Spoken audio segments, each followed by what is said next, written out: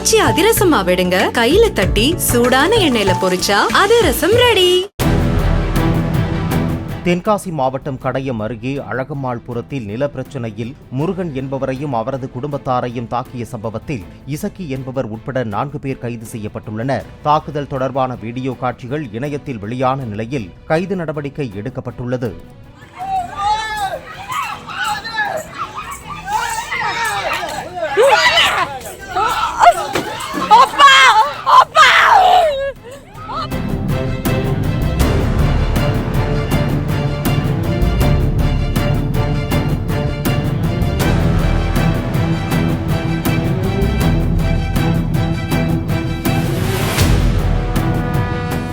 ஆச்சி அதிரசமா விடுங்க, கையில தட்டி சூடான எண்ணெயில பொரிச்சா அதிரசம் ரெடி.